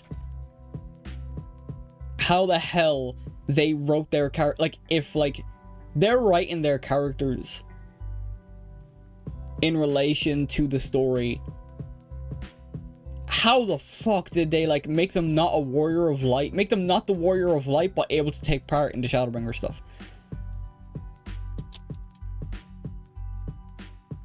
Because, like, there is a specific moment... you know what? I'll show it. If I can find the cutscene, I'll show it. It is one of the cutscenes that has, like, a dialogue option. Leonie... extinguishing the last light. No, it's after that. The illuminated land. No, because that's like, yeah, that's end game. Okay. Hang on, let me see if I can find the cutscene. There's like a cutscene where basically, I think it's before... No, it's after that. No, it's before that, actually. So yeah, I'm not sure. It's like around the time we find Y'shtola. Into the dark. The party soon divided. Yeah, because that's when Emmett Selk's on his fuck shit and all that. And when we meet Y'shtola again, she doesn't recognize us because of the fact that we absorbed the Light Warden's light. So that way...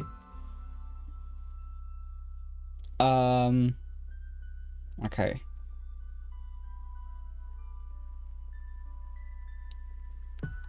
Okay, right, that's after. That's like before. Okay. What is I'm like skimming through here just to see.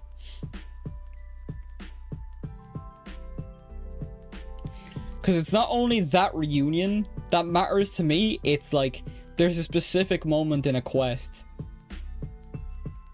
where it's like she literally says a man after my own heart, and like that was like my whole personality for like that part of Shadowbringers.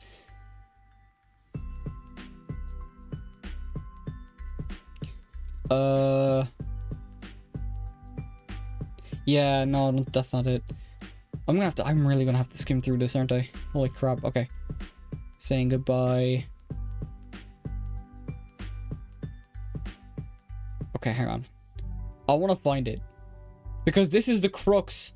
For me, this is the crux of Y'shtola and Vale's relationship. Is that, like, with everything going on and how close things are basically coming to the end of this whole saga, this is where feelings would start to... This is where feelings would start to come out.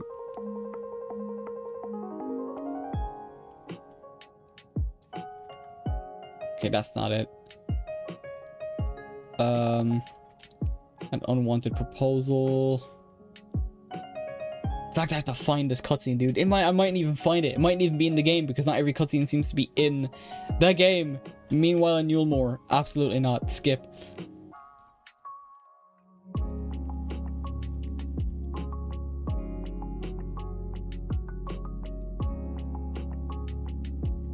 Trying to like... Oh, right, yeah, fucking, we have a whole... The Yulmore basically tries to be like, hey, come out and cooperate or we'll burn your whole village down type shit. Because they... Basically, Yulmore has had Minfilia, and then Thancred escaped with Minfilia. They want Minfilia back, but we don't want to give Minfilia back, nor does Minfilia want to go back herself. So it's kind of like a weird...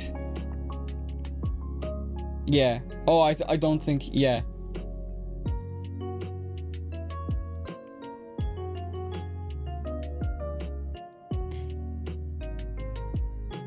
Oh yeah, we're staying hidden for now. Sorry. I'm not stopping this over because I'm not actually like... Right, well this isn't the cutscene anyway. God, don't tell me I can't find it. Don't tell me it's not in Into the Wood. Not so hidden temple. Yeah, well, yeah.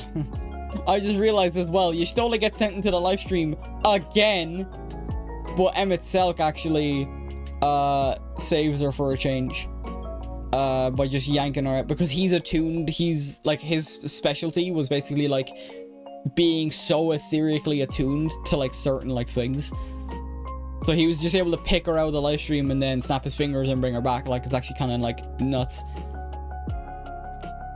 Unfortunately, I do not think that cutscene exists, which is a damn shame.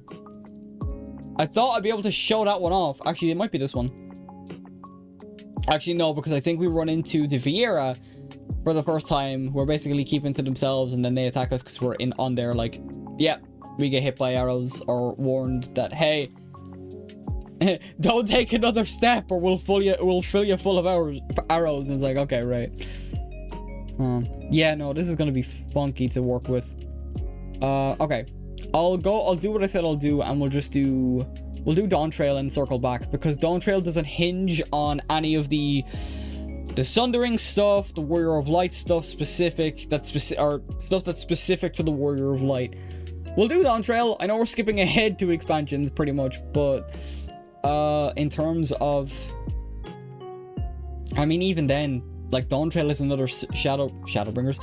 Dawn Trail is another Stormblood in the sense that we really do just take a backseat and are following along with Wukalamat's trial.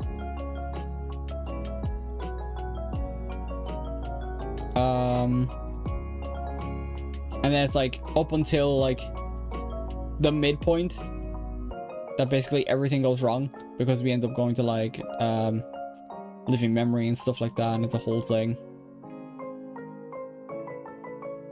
Right, okay. A journey never ending, Dawn Trail. Okay, right. Yeah, like this is like, these last few expansions are actually tough to write for, I'm not gonna lie. Veil ups to... I would say Veil might become more of a like mentor figure to Wook than anything else. Veil... Oh yeah. Veil ops to help Wukalamat in the Trial of the Dawn service. Servant Dawn Travis. Fuck. Becoming a sort of mentor figure to the candidate. Because we really don't take center stage at all in Dawn Trail, if you think about it. And I don't mind it. I actually don't mind it at all, considering we're basically, aside from like maybe Stormblood, we don't take center stage for a lot of stuff. But yeah. Like, what else is there? What else is there? Dawn Trail. There's the whole stuff with Sphene.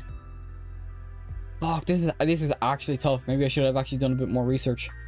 Maybe I actually should have done a bit more research today, rather than, like, it's not. I don't even think it's a research issue. It's more of an issue of. Shadowbringer's story requires the main character to have the Blessing of Light. Whereas if we're writing Vale as just a regular dude, like, that does not work in the slightest. That's where the problem is currently. I want to see is... Dang, hang on.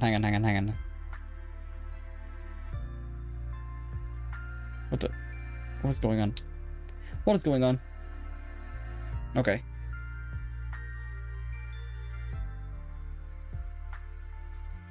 Ain't no way they're also writing stuff. That's insane. Hang on. I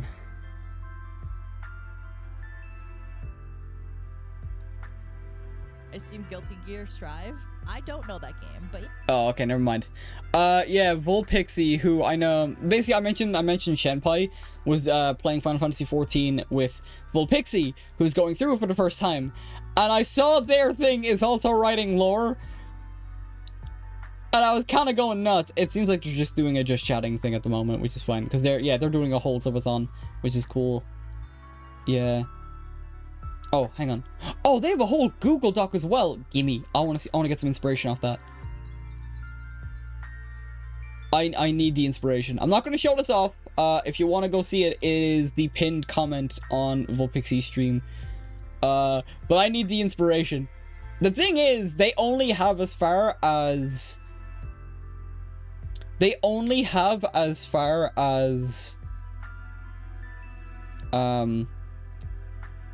I think they only have as far as, like... Oh, they did a little doc. It's like just like fun facts and stuff like that as well. So they have... Currently they have before the events of ARR and just some little tidbits. Okay. They haven't done full... Oh wait, never mind. Never mind, they have tabs. Dear Christ. God, this is such a better doc than what I have. It's got inspiration though, holy shit. The way they have this laid out is actually sick as fuck. Yeah, so they have a whole, like, how many pages do they have for Realm Reborn? 1, 2, 3, 4. That's nuts. 4 pages for Realm Reborn. 1, 2... hang on. 1, 2, 3...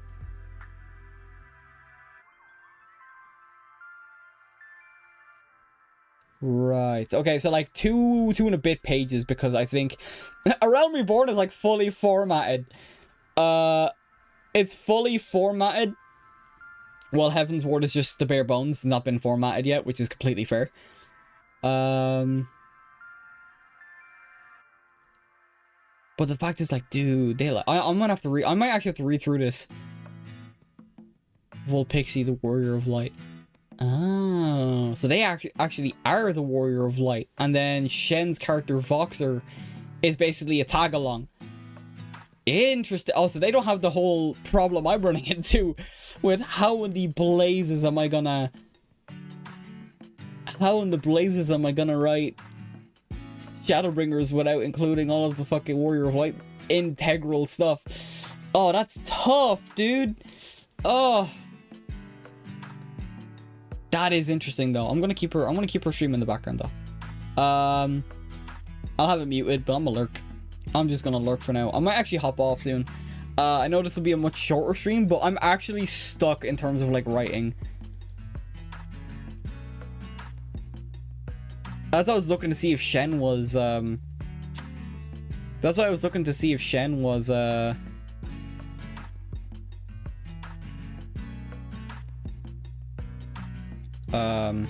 live as well, because I'd literally just boot up her stream, maybe ask a question if she's playing Final Fantasy XIV, and just see what the answer is. because oh man, I'd love to like talk to these guys. I know that's me glazing other streamers, but like honestly, like they're the inspiration as to why I started these writing streams in the first place. Because I don't want to do this just for Final Fantasy XIV. I want to do it with other characters as well. Like with Oblivion out, I'm tempted to write the full lore for my Skyrim character, or make a Oblivion character and write the full lore for that, because I actually had an idea in mind for an Oblivion character that lines up with the events that lead to Skyrim, because I was gonna make a high elf who is a spy for the Aldmeri Dominion, which would then lead directly into the events of Skyrim, because the Aldmeri Dominion, I think, were weaker by the time the Oblivion crisis happened, but had grown in strength once we see them again in Skyrim. So I was ready to kind of like see what I could come up with, you know? Interesting. Yeah, I might call it here. Not gonna lie. I want to read over this document, see if I can get some like friends OCs, Voxer, Haruka. Yeah, this is cool. I'm in Philly. Yeah, they even have like, dude, they have this whole thing out. Fan art, spoilers. I mean, I finished the whole story. I'm up to date. Yeah. The fact that they have like entire tabs of like job quests and side quests and like NPC relationships. The NPC relationships is just names at the moment. But this is the amount of depth I want to get into. That's what like this is what makes this for me like such a massive deal. This is like this is what the inspiration is for me personally.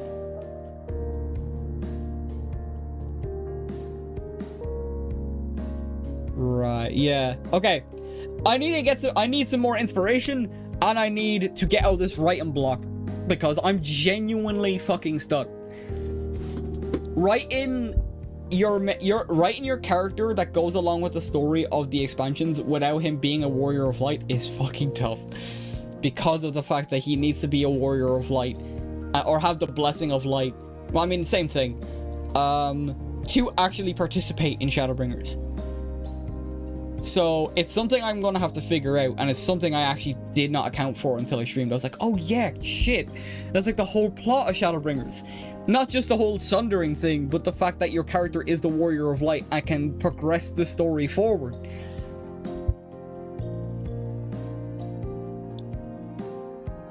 Damn. Okay, right. I am gonna call it there then. I know we didn't get much in terms of like writing done. We didn't get much in terms of like progression done. If anything, I'm happy enough that we got the rest of Heaven's Ward done, and like we kind of got like the gist of Stormblood, to be fair.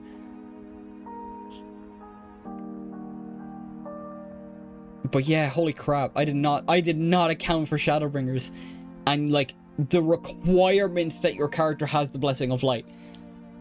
I think what's currently like with Vulpixie and Shenpai's thing, I think because Vulpixie is the Warrior of Light, Voxer can kind of just tag along without any real consequence. I'm also really excited to see how, when they get to Shadowbringers, that's going to be real. Hopefully they get that far, but I would love to see them get to Shadowbringers, and I'd like to see what they cook up for that. But they got Stormblood to go through first, so it's going to be a whole expansion. I know I'm glazing other streamers half the stream, but honestly, like, those two, like, especially Shen, because, like, Shenpai's just cool, dude. She seems so cool, and, like, I even, like, remember doing... It's cringy looking back at it now, but when they released panels of their comic, Birdhaven, yeah, I did a voice demo for Voxer. But even then, like, I knew my voice wasn't going to be, like, a perfect fit. It was just me trying to be edgy. And I thought, hey, Voxer's, like, a cool character. I like how they write this character and stuff like that. But I had a shitty mic. My performance was shitty. It was so bad. I just wanted to do it because I, like, admired it. I admired the work that she puts in. And, like, it's just cool. And I also resonate with, like, making a character and like resonating with it so heavily that it may as well be your entire personality at that point. So like that's why I keep name dropping them. I know name dropping streamers, bigger streamers as a smaller streamer can be a bit of a, I wouldn't say a taboo, but a bit of like a, there's a stigma behind it. Cause it comes off as like, oh, I want to like meet this person, so if I meet this person I can get bigger. And it's like, that's never been my goal. I just admire what they do, genuinely. Like they're funny, they're a funny person. I know little of Vulpixie, to be fair. Vulpixie's kind of like, I watched her from the wildcard stuff, for Alfred and the group channel and stuff like that. So like that was my introduction to Vulpixie. And then once I saw Vulpixie and Shenpai doing like a collab streams together for Final Fantasy, I was like, oh, that's cool. And then like I rarely ever get to tune in just because time wise and stuff like that doesn't always work out, and I'm busy with my own stuff as well, IRL and via streams. But like I've been watching Shenpai for years at this point, and it was funnily enough Shenpai, along with the coaxing of my own friends, that got me into 14 and playing it, and now I'm practically fucking addicted. Well, I may take breaks, I will always come back to 14. 14 is just too fun. I love playing it. So like, to have them kind of be basically the main inspiration for why I want to make Vale a fleshed out proper character, I mightn't have the art skill to bring him to life like I would like to. But if I can bring him to life through words on a page, I think that's all I need. That's all I need. Because if people like look him up and it's like, oh, he's pretty cool. Like, I don't want to make him overly edgy. I want to try and do something good with him. I want to try, and this is this emotional ass music does not help, but I just want to bring him to life for myself, rather than just him being a version of me in a video game, or a version of like another character from another video game that I played years ago. Vale is like the character that I made specifically for Final Fantasy XIV.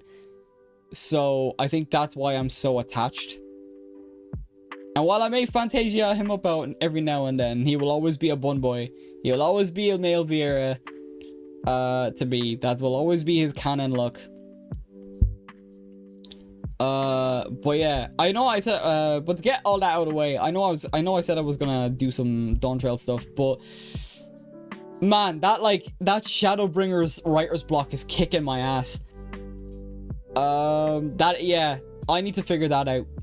I need to figure out how we progress the story without the Blessing of Light. The only thing I could possibly think of, and I'll have to, the reason I'm going to stop here now is because I want to develop the idea, is eventually we learn Ardbart is one of our sundered parts. Like, he is also part of Azem, like we are. So that, because that's like the whole end of it. And he helps us keep the light from going rampant and us turning into a light warden. So like that's a big thing at the end of base Shadowbringers. So it's something I gotta figure out. I don't know if I'll do another writing stream next week, but then again I'm kind of running out of ideas for stuff to do on stream. We'll see. I do have to figure it out. But all the glazing and stuff aside, we're gonna call it there. Let me just save the doc so that way I know I didn't lose any details. Oh damn it, I caught the last bit of it. They swapped to Vulpixie swapped to a different game. That's fair. I'll have to go back and like watch the VOD or something. But yeah, I want to call it there. Sorry for the shorter stream again today. I wasn't expecting to get blocked nearly as hard as I did, because I completely forgot the whole reason we're able to do what we do in the game is because of the fact that we have the Blessing of Light, which is a major thing going forward, at least to the end of Endwalker. I think it's bigger in Shadowbringers though. I think it matters less so in Endwalker. I think we can work around Endwalker, but we need to do Shadowbringers first before we can even touch off Endwalker.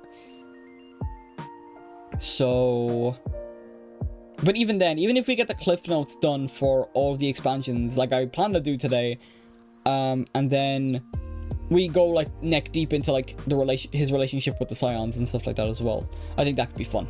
So I'm not gonna promise a writing stream next week, But I will do my best to see what I can figure out. Maybe see if we can, like, finagle or Deus Ex Machina a way to where he's able to absorb the light without immediately turning into a Light Warden, so that way we can progress the story from Shadowbringers onward. But until then, we're gonna call it there. So thank you for everyone that tuned in. We will be back. Actually, no, we might be back on Friday. I'll keep you guys updated if I do decide to stream on Friday, because I do want to get a lot more editing done on the Warframe video, because that's coming out Wednesday. Well, the plan is Wednesday anyway. So we're gonna call it there. With all that said, I hope you all have a wonderful morning, afternoon, evening, and good night. This is your Cyber Hacker Nova signing off, and I will see you guys next time for, if I don't see you Friday, for whatever we decide to play. If we see you on Friday, it'll be Yu-Gi-Oh! I think that's good. Alright, peace out.